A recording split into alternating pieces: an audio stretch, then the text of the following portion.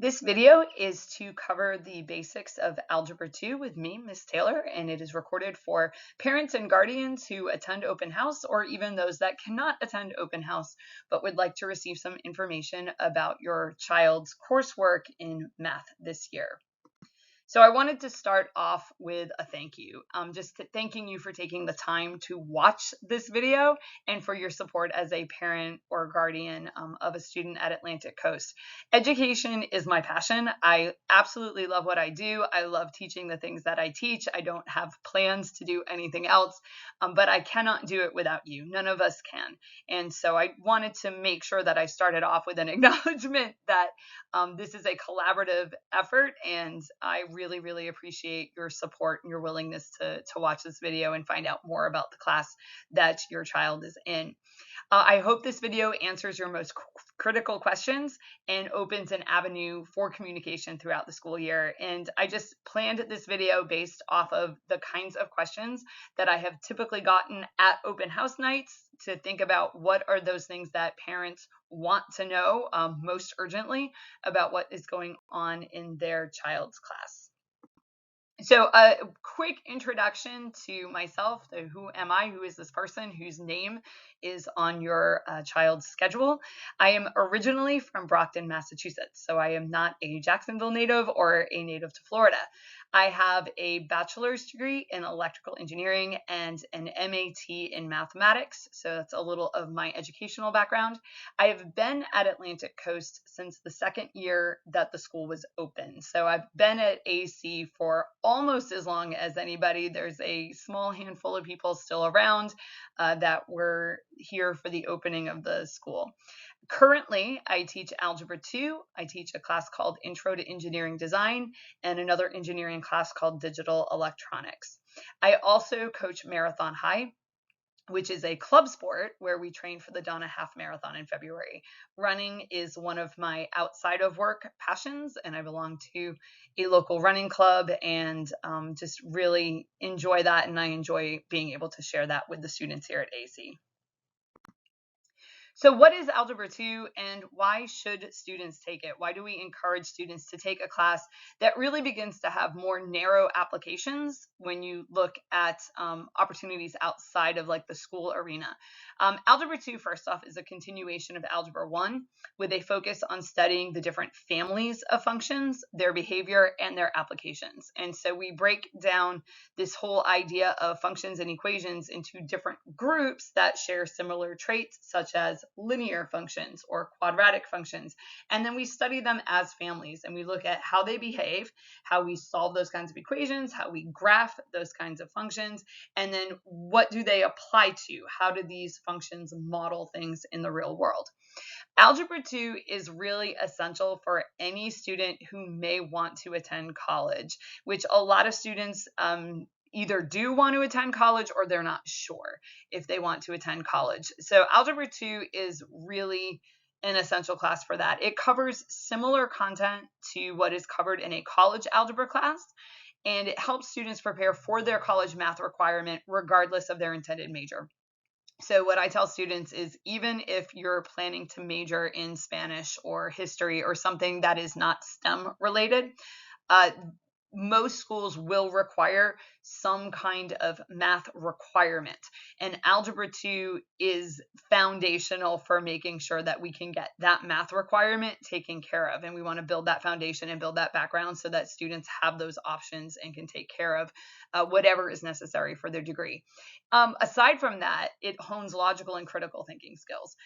Math is a logical field, and being able to reason your way through a math problem is a transferable skill to all kinds of real life issues and problems that we deal with. So even though the content might be narrow in application, the thinking skills behind the content are very transferable.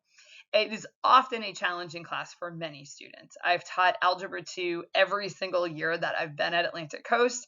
There's really not a whole lot that I haven't seen coming into an Algebra 2 class, and I am aware that for many students, this is a critical class that is super challenging and a real growing experience for a lot of high school students.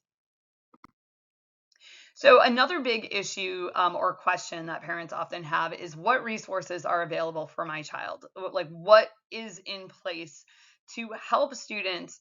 I would say it's not even always if they fall behind or hit a challenging point, but when, because it can happen to anybody. I tell the kids in class, life is unpredictable, and we'd all like to think that we're all going to have this super smooth school year, but we know that life isn't like that. So what is in place? One of the things I wanted to emphasize in this video is something that I think is unique to my math classes. Over the last few years, I have developed online resources for my students. This was something that started during COVID when we had to move so much of our instruction online.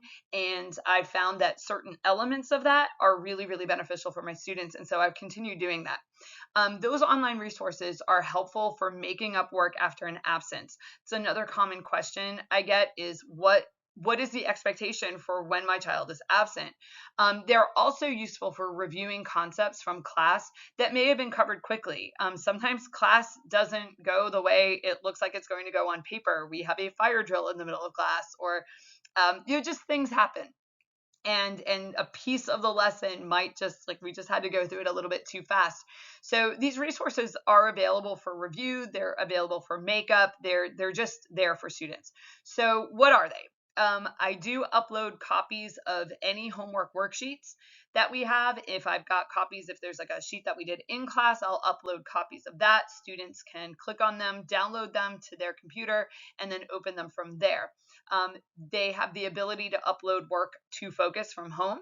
I tell them if there's no upload button available, like that was a mistake, let me know. Okay, I can just go check the box to allow you to upload your homework. And so what a student can do if they are absent from class is they can actually go look at the homework. Now, if depending on the availability of a printer, they might have to do it on a piece of notebook paper, but that's totally fine to do it on a piece of notebook paper and then take a photo of that, upload their work to Focus, and they don't have to miss a beat. Additionally, there are lesson videos that go over the same lesson that was presented in class. So students don't have to just look at the homework and try to figure it out or scrounge YouTube looking for a video that might help them with it. I record all of my own videos, just like I'm recording this one, and I go through the same PowerPoint, the same presentation, the same example problems that they would get in class, except that they are able to pull that lesson from home. So in a perfectly executed scenario, if a student can't be in class, they can, as soon as they are able, watch the video, get the lesson, write down some notes in their notebook, pull up the homework, complete the homework to the best of their ability, and then upload that to Focus, or bring their homework with them to class on the day that it's due, and they'll be prepared to ask questions. So if the video is confusing in places, or they want follow up on some of the concepts as they apply to their homework, they're at least prepared to ask the questions now, and they're not wandering into class saying, "What did you do when I was absent?" These resources can be accessed via the OneNote notebook, which is linked on our class Teams page. So my next slide shows you a little bit of what it looks like from the student point of view. This is what the online notebook looks like. Your child should be able to show you where this is linked in Teams. It was part of our intro work that we did. And I've got it set up by unit. So you can see over there, I have like unit 2, September 18th. And what a student can do is they can come to here, they can find the date that they were absent. I will revise those in the event of, hurricanes and things, make sure that the dates are up to date. And then right here is a link to the video. So if a student was absent from class on September 18th and they want to know what was covered, there's the lesson. There's a copy of the PowerPoint and then a copy of the homework. And so they could do that homework on a separate piece of paper, and they are good to go essentially for class for that day. It may not be exactly the same as being in class, but it is so much better than just not having any idea what was covered in class. I also post review videos for our tests. So if I give them a study guide, there will be a video posted that goes over all of the problems on that study guide, because as I tell them, I'm not about ambushing you or surprising you. Additionally, I do offer tutoring, so it's not all about online stuff. A lot of students prefer meeting face to face, and honestly, it's beneficial for me if they are really struggling with something to allow me to see what they're doing, to see their attempts at the problems. I can also do tutoring by appointment, and all that means is check with me and make sure that I'm available that day and I don't have a doctor's appointment or it's not a day that I'm coaching Marathon High. But Mondays is generally the day that I do set aside to meet with students. And the only thing I really ask is that a student comes to tutoring with a sense of what they want to do with that time. So they don't come in and just say, I don't know anything. Teach me all of it in 45 minutes. Because it just leaves me trying to figure out, okay, well, where do we start?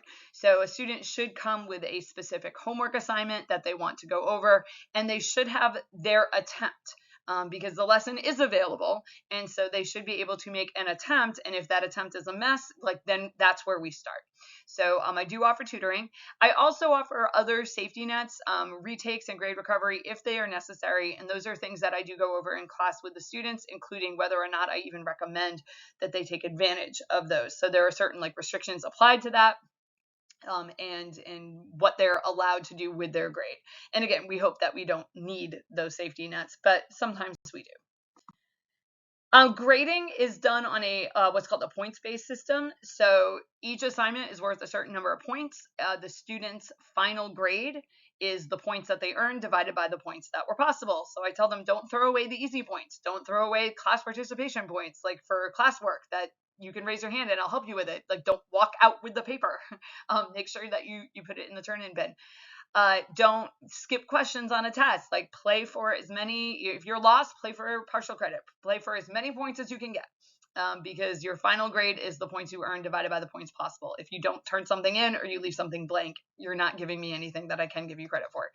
I do accept late work up until the day of the in-class test, at which time it's of minimal benefit to be doing homework that is a month and a half old and they've already taken the test on it. So I do accept the late work, though, up until the day of the in-class test. After this, any missing assignments are backfilled with the test grade. So zeros will not remain in the grade book, but whatever a student did on that first go around on the test, that is what gets plugged in for their homework grade. Awesome if they did well on the test, but if they get a 30% on the test, it's not so awesome. So I do really encourage them to be responsible with that.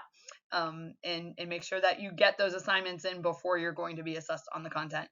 And just the other bullet point I have there, current work should always take priority over late work.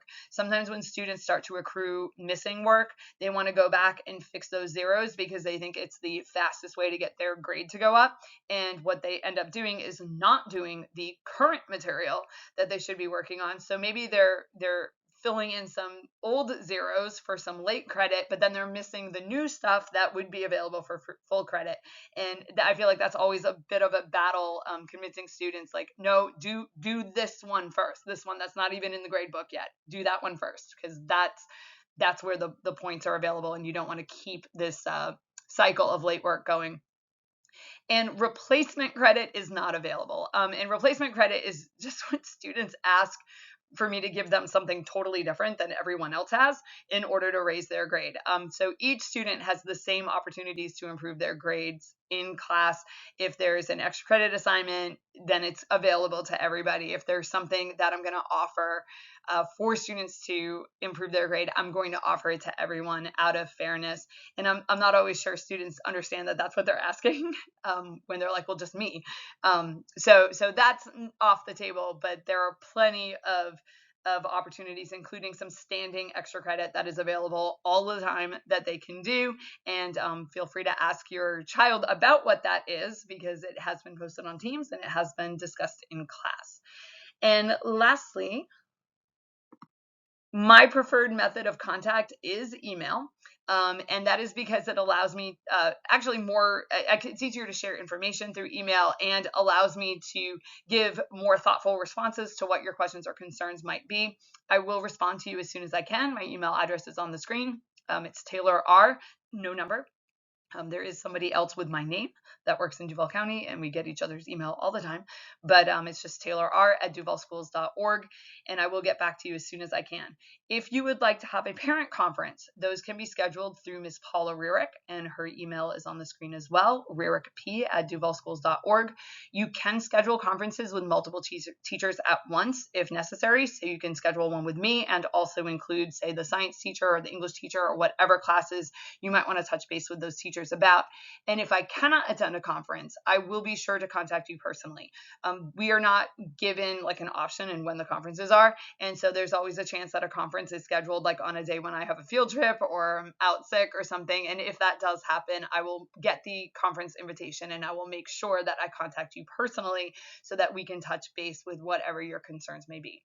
Thank you again for watching this video. I hope that I addressed most of your questions. And if you have any further questions, my contact information is right there, and I would be more than happy to touch base with you. Thank you again.